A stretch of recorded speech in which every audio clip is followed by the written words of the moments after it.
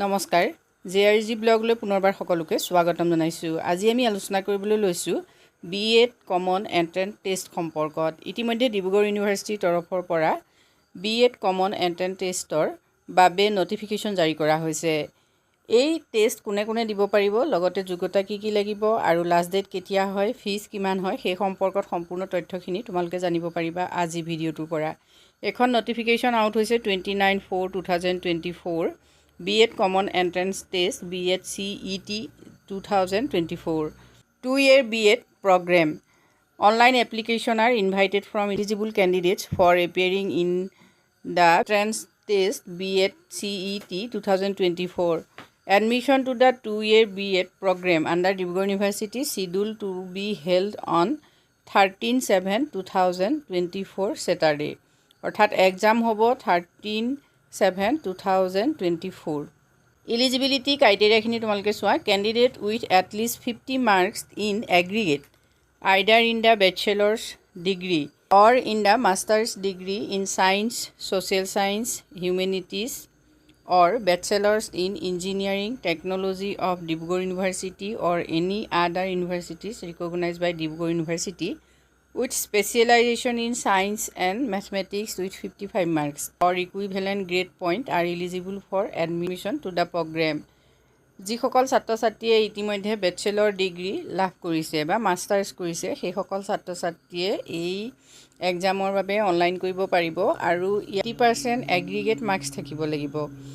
50% যিসকলৰ আছে তেওঁলোকে এপ্লাই কৰিব পাৰিব। তাৰ উপৰিও ইঞ্জিনিয়াৰিং টেকন'লজি এটচেট্ৰা এইবিলাক বিষয়ৰ বেচেলৰ বা মাষ্টাৰ্ছ হ'লেও এপ্লাই কৰিব পাৰিব এই এক্সামৰ বাবে।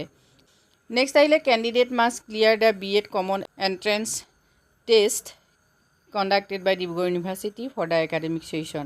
B.ed যদি তোমালোকে পঢ়িব খোজা তেতিয়াহ'লে CET যিটো এক্সাম হ'ব ডিব্ৰুগড় ইউনিভাৰ্চিটিৰ আণ্ডাৰত সেইটো তোমালোকে পাছ কৰিবই লাগিব। ৰিজাৰ্ভেশ্যন চোৱা। Statutory reservation policy of the government of Assam shall be followed. Relaxation ইয়াত থাকিব in the eligibility criteria. A relaxation of 5% in the qualifying marks equivalent grade point shall be provided to the candidate. এতিয়া যেহেতু 50% marks থাকিব লাগিব বুলি কৈছে, কিন্তু সেই 50% মাৰ্কছৰে 5% ৰিলেক্সেশ্যন থাকিব। কাৰ বাবে থাকিব চোৱা।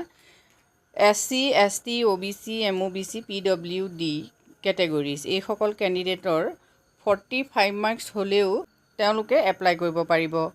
নেক্সট আহিলে having a minimum 5 years teaching experience in a school recognised at least up to 10th standard by the board of secondary education Assam. যিসকল ষ্টুডেণ্টৰ 5 বছৰৰ টিচিং এক্সপিৰিয়েঞ্চ থাকে, বিশেষকৈ 10ম শ্ৰেণীলৈকে পঢ়োৱা অভিজ্ঞতা যিসকল ছাত্ৰ ছাত্ৰী থাকিব তেওঁলোককো ৰিলেক্সেশ্যন দিয়া হ'ব। A candidate can avail the benefit of relaxation of marks only in any one of the above categories. ইয়াৰ যিকোনো এটা কেটেগৰী, এই তিনিটা কেটেগৰী যিকোনো এটাত ৰিলেক্সেশ্যন থাকিব ছাত্ৰ ছাত্ৰীসকলৰ বাবে।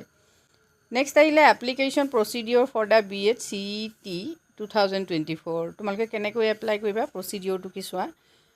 Application for appearing in the B.ed CET 2024 shall be through online mode only. No other means of application shall be accepted. অৰ্থাৎ অনলাইন কৰিবই লাগিব তোমালোকে, ইয়াত অন্য কোনো ধৰণৰ মোড একচেপ্ট কৰা নহয়। Online registration for submission of application form will begin from 1/5/2024.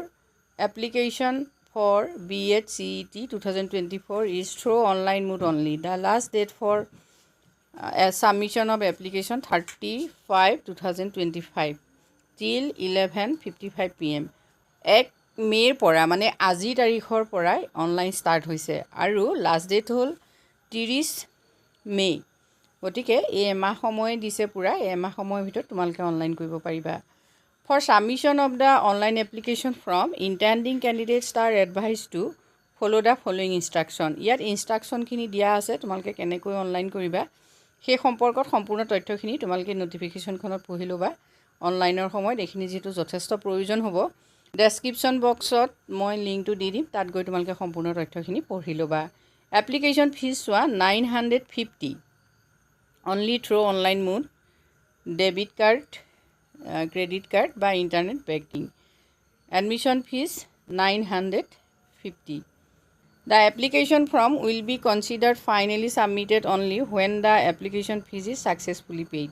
এইখিনি ইয়াত আছে উল্লেখ, তোমালোকে পঢ়ি চালে নিশ্চয় গম পাবা।